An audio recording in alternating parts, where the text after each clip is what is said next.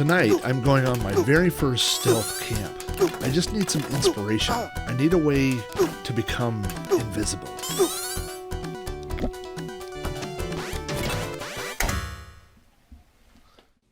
Before I can go on my first stealth camp in the van, I really need some window covers. I asked my wife if she would help me with this project, and she basically knocked all 4 covers out in about an hour.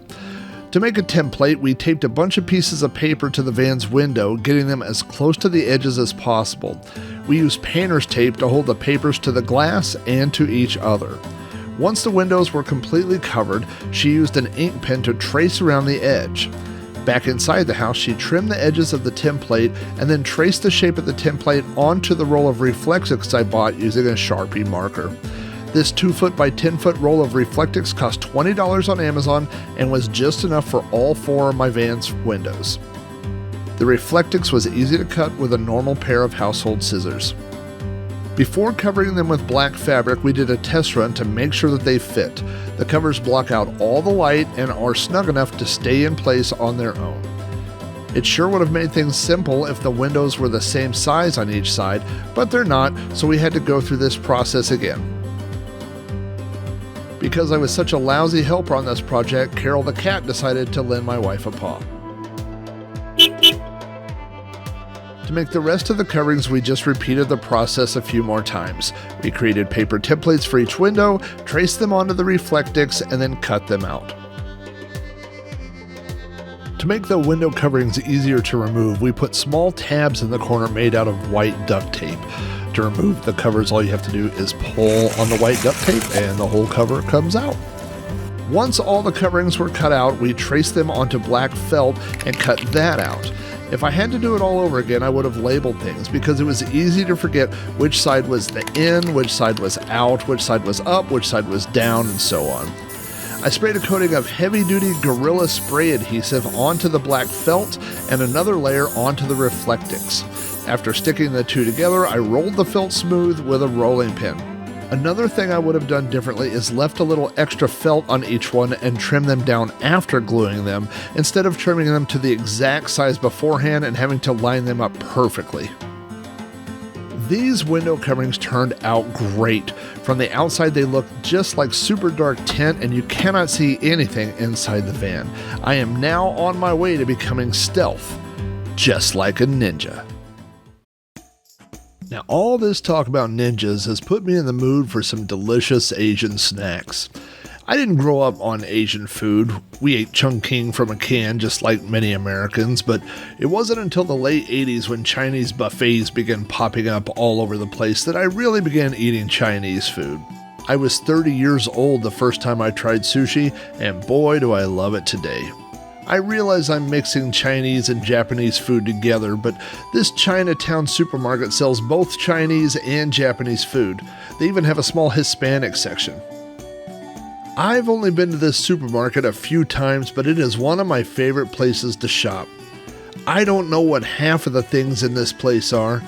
Many of the foods, drinks, snacks, and desserts don't have any English writing on them at all, and so I buy a lot of things based on colors and pictures. There are so many bizarre things in this store. Every time I come here, I come with an open mind and leave with a basket full of things I've never seen or heard of before. How bad could this drink be? Just look how happy this kid is. If this stuff is good enough for ninjas, then by golly, it's good enough for me. If this doesn't make me stealthy, nothing will. Now that I'd purchased a sack full of ninja-related snacks, it was time for me to find the perfect spot for my first stealth camping adventure. I don't know why, but this parking lot popped into my mind.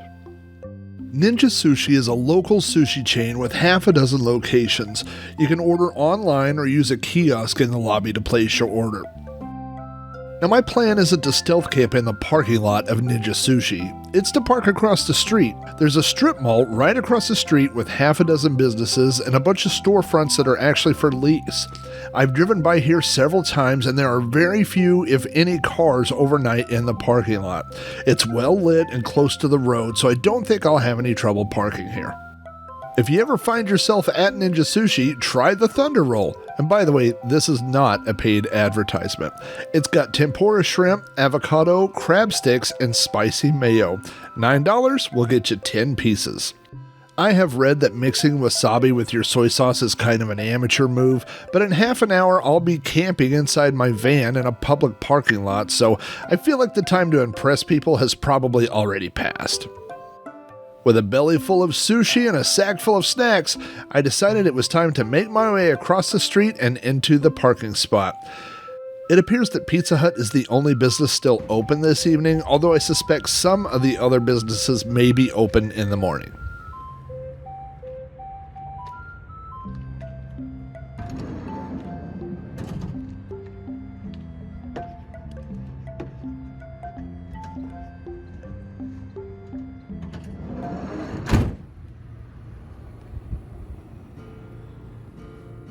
So, welcome to the first upgrade I made to the van is, if you saw the video earlier, then you know, these are the window shades that my wife and I made. We use Reflectix and we glued black felt to the inside and the outside. It stuffs into the edge. It is a perfect fit and blocks out all the light, although now it's been a little bit of time and it is dark outside. The other thing that I've added are these blackout curtains. Now this is blackout curtains. I will put a link down in the description if you're looking for some, but these were blackout curtains that I found on Amazon. They were like $20 or $30, something like that. And I bought a spring-loaded curtain rod that goes right across. I wedged it. It's very close up to the top. I need to add some Velcro to hold it closer to the sides, but as you saw when I pulled in, there's literally nobody in this parking lot, and it blocks out, even the way that it is right now, it blocks out 95% of the light. Again, I am using those same USB rechargeable puck lights for my lighting in here tonight. Last time I bought six, and I can't remember if I brought 4 or 6 on my first thing, but it was way overkill. 2 of them will last multiple days, and I'm only going to be in this parking lot overnight, so they will more than do the job. Okay, so if you can hear that in the background, this is a couple of days before the 4th of July. I'm already nervous and was afraid that I heard, I don't know if you can hear it, if the camera's picking it up, but I'm not terribly familiar with this parking lot. I mean, obviously I've never parked here before, and I thought that I was hearing gunshots, but I forgot that on the other side of this is a neighborhood and people are shooting off fireworks, so unfortunately it's not gunshots. Anyway, I wanted to show you another upgrade that I did to the van, and that is I have added another mattress topper. Now, if you recall from my first overnight stay, I have these 6-inch mattresses that I bought. They are upholstery foam. They were advertised as firm, and indeed they were. They were not comfortable to sleep on. I have one there and I have one up against the wall, so I can pull the bed out and it will make it double wide. I can put both the mattresses side by side. But I ordered, actually I didn't, from Joann Fabrics. We bought a much softer upholstery foam in 3 inches, and my wife sewed this cover for me out of fabric, so it's just the right size where I could slide it here and lean up against it, so it won't take up any space at all during the day. But when it's time to sleep, I can just flop that onto this other mattress and it should be much more comfortable to sleep on. There was no future in me sleeping on this thick mattress. Too firm, and I mean, at the end of the day, I'm doing all this for fun, and so if it's not comfortable and it's not fun, then I know that I'm not going to do it. For tonight's adventure, I again brought my Fakery battery. It is my off-brand Jackery. It worked okay the last time. I need to be able to run a CPAP, and I need to be able to run my Max Air fan, so it does do those 2 things. But I am desperately hoping that Jackery or Blue Eddy or one of these companies will send me something that I can do a video and compare and contrast to this one, because this one is far inferior to the name brand, and I definitely would would like something a little bit better to test out in this van. I also have this vintage cooler. Now, you may have seen these on Amazon, and I will put a link to that if you're interested. But on Amazon, they have remade these, and they have Bluetooth connectivity, and they are a functional cooler. You can take your food and put, take it to the beach, take it in your van, whatever, and you can play tunes through these speakers. This is a super old one that was made in the 80s, and it does not have Bluetooth, Wi-Fi, USB, or anything else like that. It has a 3.5 inch or 3.5, what is it, millimeter connector, so you can plug in something with an auxiliary cable. I'm not going to be using it to listen to music tonight, but I have brought some of the drinks that I found at the Asian market that I went to.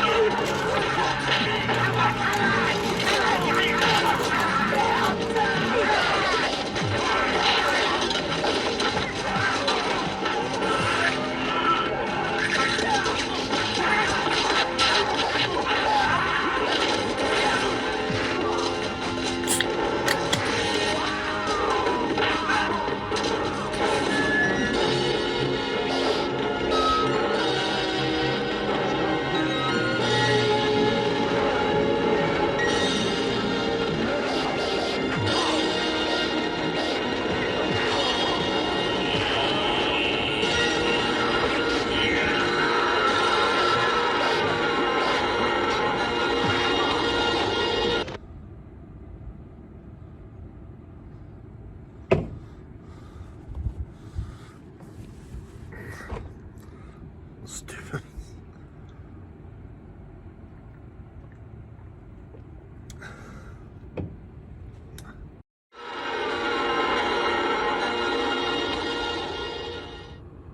One of the biggest misconceptions about ninjas is that they had the ability to make themselves invisible. And in a way, they did, but not the way that a lot of people think. They didn't become invisible. They didn't hide behind buildings or rocks or things like that. What they became was unnoticeable. A lot of times, ninjas, according to historical documents, would disguise themselves as farmers or field workers, and that was the way that they infiltrated enemy territory. So, along those same lines, I don't think it's important to make your van invisible. I think it's important to make your van unnoticeable, not memorable. The other day, my wife and I went to Home Depot because I'm working on a van, so I go to Home Depot 82 times a week. And as we were walking out, we passed a truck with a giant sticker on the back that said, "Yee Yee." I'm told this is a musical reference that does not apply to people in my age group. But what's funny about that is we talked about that van, with the truck. We saw the truck, we talked about the truck, and a week later, I remember the truck. I don't remember any of the other vehicles in that parking lot. And so that's the thing, is you don't want to be the truck with the Yee Yee sticker on the back. You want to be the car that people forget. You don't want to park in a place where you stick out. You don't want to do things that make you stick out. Again, on next week's video, I'm going to go through the whole list of rules that I have made for my own personal stealth camping. And one thing that I want to talk about, that I'll talk more in depth about next week, but that is ambiguity. Now, you notice when I came into this parking spot, this parking lot is shared by multiple businesses. There's a Pizza Hut all the way down at one end. There's this beauty salon that I'm closer to. There's a pet store, and there's a lot of these things that are for lease. And so when people come out, when they see me parked here, my thinking is that they won't know what business I'm associated with. So if somebody comes to the pet store and they see me parking here, they might think I'm parked closer to the beauty salon, or they might think, the Pizza Hut people see my van down here and they think I'm associated with something else. And so again, that ambiguity I think mentally puts you in a category where people think it's someone else's problem. If you are parked outside a Walmart, there's only one reason to be parked in a Walmart parking lot. That is to shop at Walmart or to stay overnight. So if you're at a Walmart that does not allow overnight staying, it's tough to come up with an excuse of why your van is there and you're asleep in it. But I just feel like the ambiguity of parking lots like this give you a little bit of haven where people aren't going to question what you're doing quite as much. Anyway, we'll see if it works out. We'll see if anybody knocks on my door between now and the morning. I'm a little scared of that happening, but I know it happens to everybody sooner or later, and I might as well get it knocked out here in the beginning.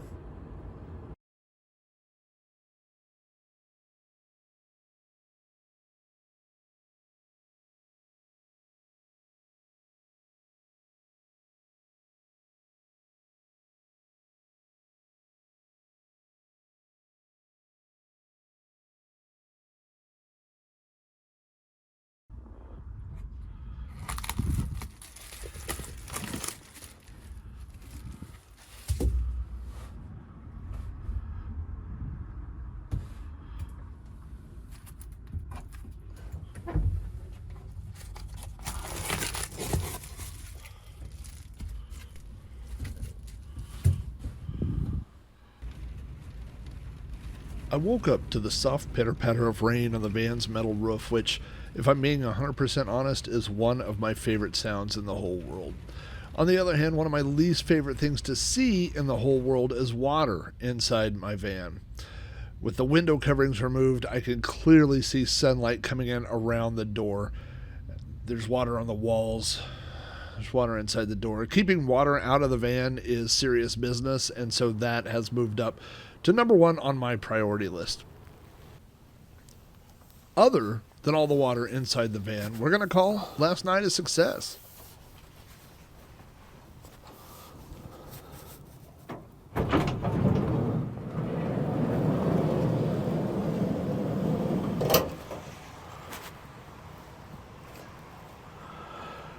Well, there are definitely more cars here this morning than there were last night.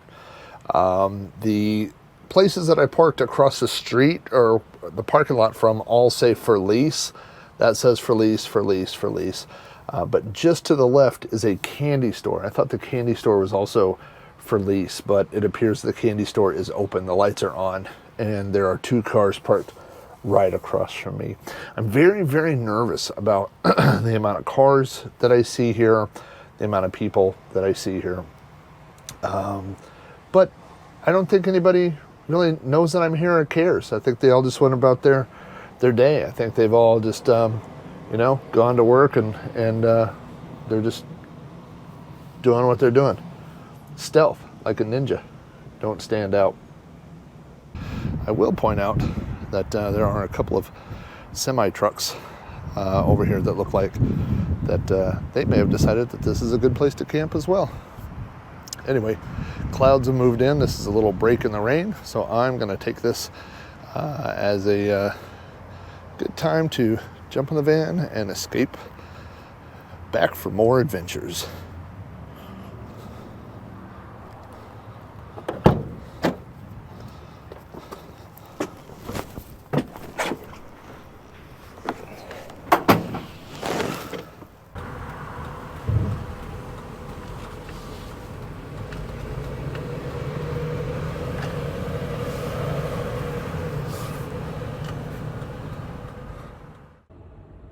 Hey, by the way, kids, if you want to make your own ninja mask, here's an easy way to do it.